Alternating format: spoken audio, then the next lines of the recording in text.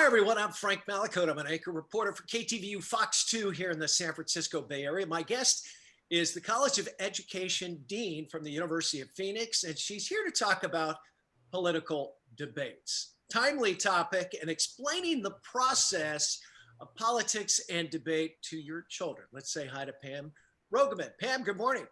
Good morning. And I would love to start with just one point that Sure. kids of all ages, like whether they're the littles or whether they're your teenagers, what you need to remind your kids is that in America, we are supposed to disagree. So this conflict that we're seeing, granted, it's on a new level, but this conflict that we're seeing is really one of the things that has made America strong throughout the years. We were built on political discourse. Right. And that kind of leads me into the very last question for the vice presidential debate. They actually took a question from an eighth grader, a local eighth grader, who basically said, I watch the news and no one's getting along. I watch the debates and they're yelling at each other. How do you expect us kids to get along if you adults can't figure it out as well? And I thought both candidates actually explained it pretty well. This is part of discourse. It's gone on for centuries. It's why America is great, because you have a difference of opinion. And I think you just said that basically. Well, what I like about the eighth graders question is it's the, kids have a way of cutting to the chase, and they are not going to let you get away with any kind of talk around or they'll call you on stuff, and kids can smell blood in the water. And I think that if we had an audience of eighth graders and we just let them go, they would probably, like shout when somebody was not answering the question, because kids are very direct. But I do think that there is an opportunity there with the eighth grader to kind of create the message and just say, very few topics that are being debated right now are easy. These are complex and sophisticated topics. And you can talk to your eighth grader like this and just say, that's why the political commercials try to boil things down to one sentence. And that's why we as parents and we as citizens, it's our duty and our right to take a look and say, okay, if this, then what? And to recognize that, if these problems are easy, we would have solved them long ago. For the easy problems that we did have long ago, they are solved. And that's why we're not talking about them anymore. What are the ground rules? Say you've got an eighth grader and a sophomore in high school at home. You're watching either the vice presidential debates or the president and the former vice president last week. What do you tell your kids while you're watching? And do you hit pause and say, let me explain what's going on here? Or do you wait till the end of it and say, let's chat? One of the great things about 2021 is we have a pause button on our TVs, and you absolutely hit pause. You pause, you stop, you talk about it with your kids. And how wonderful if you have kids that are interested in sitting down and actually watching the debates with you. You decide at what age your kids are ready to watch the debates. I mean, we as voters need to. So maybe we do that later. We DVR it. Maybe we watch it on YouTube when our littles aren't in the room. But for our kids that are choosing to watch it and are old enough to watch it, you stop it and you talk about, all right, this is what we believe on this issue. And also, this is how we behave when we talk to somebody about this issue. The big discussion that I have had with my kids, who are very passionate young people, is that the people that we love and respect on November 2nd are going to be the same people that we love and respect on November 4th. And most people vote for the candidate and the party that they vote for because they believe in what that party represents. We may disagree and say, we don't think that party represents that, but it is every person's right to have that belief in what the party represents. And so, a lot of times, there's a good guy and there's a bad guy, and it's a whole lot more than that. And so what we talk to our kids about, at least what I talk till I'm blue in the face in my house, is that I hope that I am respected for what I believe my candidate represents, and I'm going to give you that same respect. And if the discourse turns ridiculing or disparaging, then I'm going to give my kids the language. I'm going to give them the words, just like we did when they were little. You say, at least this is the line that I'm giving my kids in my Your house. mommy hat, right? Yeah, this is my mom hat. I'm saying, you know what? I respect your right to think the way that you do. Thank Right. you for respecting my right to think the way that I do. Go make And your then bed. walk away. We have the old school pause button was walk away. You don't have to engage if it reaches a level that that is not in accordance with how you want your kids to behave in your house. I think when our kids are little, we would tell them, you're not allowed to say shut up in this house. And so now as they're older, you're not allowed to ridicule or disparage somebody for not thinking the way that you do. At least that's what I say in my own house. Sure. That doesn't mean why can't we all get along, but it kind of does. Why can't we all get along? Because we're gonna disagree. To think that we're ever going to reach a point where everybody's going to embrace one candidate or one solution, I don't think that's healthy, and I certainly don't think that's reality. So when you're explaining it to your kids, you're obviously got a bias left or right. Should you try to keep it down Broadway and let your kids form their own opinion? Um, we Or try to can't talk about we try to talk about issues because I certainly am one way or the other, and it's not for this conversation for me to talk about where I stand. Mhm. But what I do say is I say we believe this. The other side thinks this, but we all at our core values want the same things. We want a safe country, we want a strong economy. I want good schools. That's my number. And by the way, that's one thing that I noticed. Neither debate talked about schools, so that was disappointing to me. But I say this is what the other side says, and this is how they see it.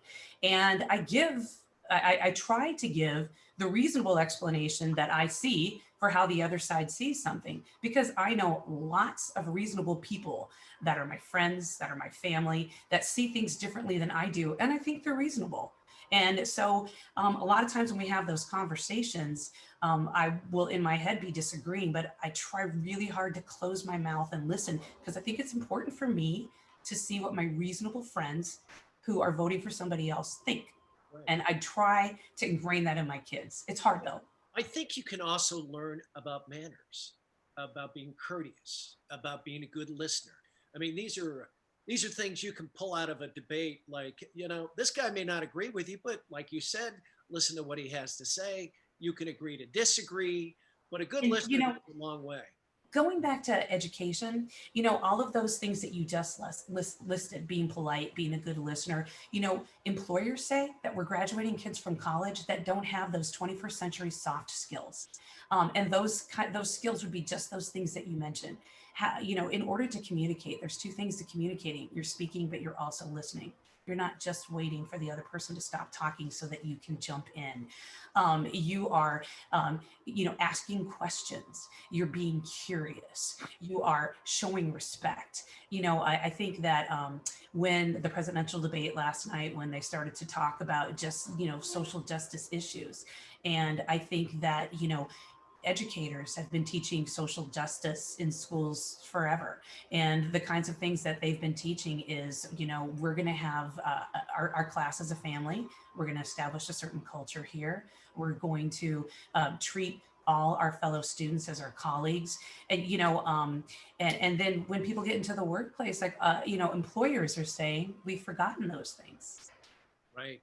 Right. Is there an age group where you say, maybe we'll pass this election, we'll bring you in next year? What is too young to be watching the Well, I'm going to tell you something that my parents did for me and I did for my kids. I remember when I was a little kid and my parents would always vote, and they have 5 kids, and they would take us with them to the polls. And I would stand outside the curtain and my parents would talk about what they were doing. So back in the day, because my kids are teenagers, or, a 16 and a 20-year-old, when they were little and I was still going to the place to vote, I would take them with me and I would say, this is what we're doing and this is why we're doing it.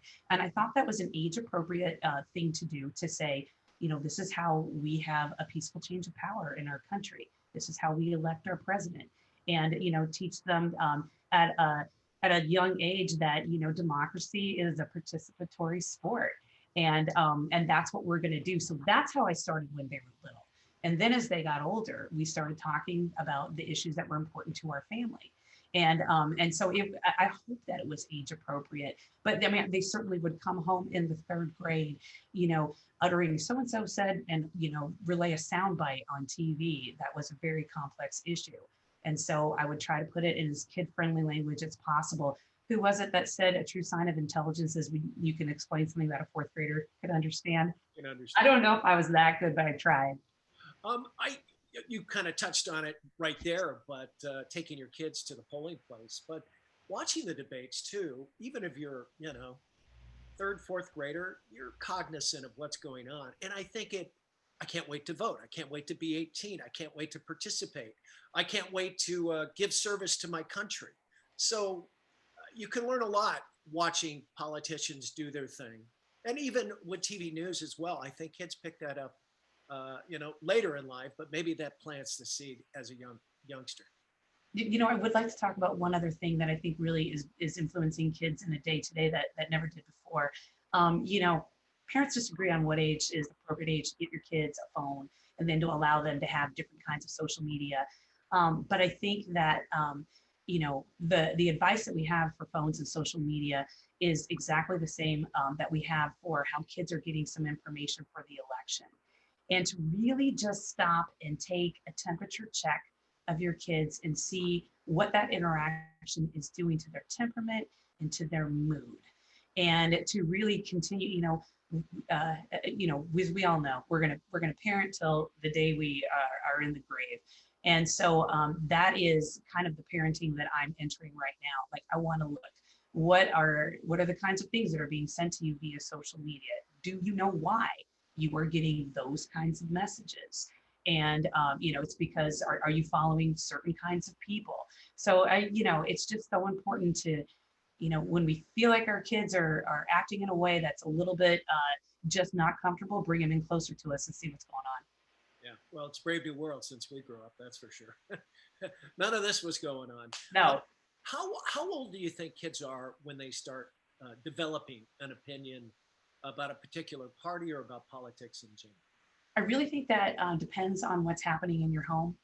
If you are, putting signs in your yard and in your window, if you're putting bumper stickers on your car, if you are, yelling at the TV for certain kinds of commercials or whatnot, that is going to pique your kids' interest.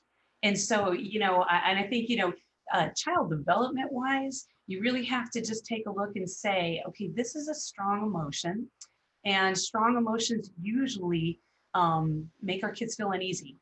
And so is my child old enough for me to be able to explain this and to let them know this is not a reason to be afraid. But if it's making them uneasy, if it's causing behavior or mood changes that you think are just not positive for your child, then that's too young. And then we parents, we are constantly reflecting and beating ourselves up at night. And so we need to take a look and say, what do I need to change? Because this is not having the effect that I want it to have in my household. How am I talking? How am I using my words? How am I using my social media? All of those things. But I do think that kids start talking about it in a pretty sophisticated way as early as third grade. I know a lot of teachers, are using the election as a teachable moment. They're teaching civics. They're teaching, democratic ideals. They're teaching about our government. And so I think it's important to pay attention to what our kids are hearing, and then how they're being talked to about it, and making sure that we are our kids' first and most important teacher. Well, off the beaten trail, I'm just curious from your opinion. Mr. Trump said he does not want to do a virtual debate next week. Mr. Biden said, I'm all in. If they do a virtual debate, do you think it'll be more civil just because they're not staring at each other? They're doing this. I think that as long as they can see the other person's face, I think it's hard to be in a way that we're not proud of when we're looking somebody in the eye. At least it is for me. I think that. I think there'll be more control as far as moderation goes. But, a lot of Americans liked the lack of moderation because they thought it really, brought the candidates down to a raw kind of way to look. My husband and I, who are both, we both taught high school English for over 2 decades, and we said, if you want a little better classroom control, let a teacher be the moderator, because I guarantee you, teachers have a lot of strategies in their tool belt that would have curbed that behavior pretty quickly. And both candidates acted like kids out there for a while. I know Chris Wallace was like, "You guys agreed to this. Come on." I think Chris, maybe he should have taught an 8th grade math class for a while to get his classroom management skills a little bit better honed. I don't know. Well, he's probably a little more prepared for that. Yeah. To be sure. If people want to get in touch with you, Pam, or get more information, what do they do? Oh, just visit phoenix.edu. And my name is Pamela.Roggeman at phoenix.edu. It's been a pleasure talking with you. I think this is a really important topic. I agree. And we've got, about 28 more days to go. It should be Count very down. interesting. Pam Roggeman from the University of Phoenix, thank you so much for being with us. Really appreciate it. Thank you. All right. I'm Frank Mallicoat with Fox. If you want more information, go to newsnowfox.com. Have a great day, everybody.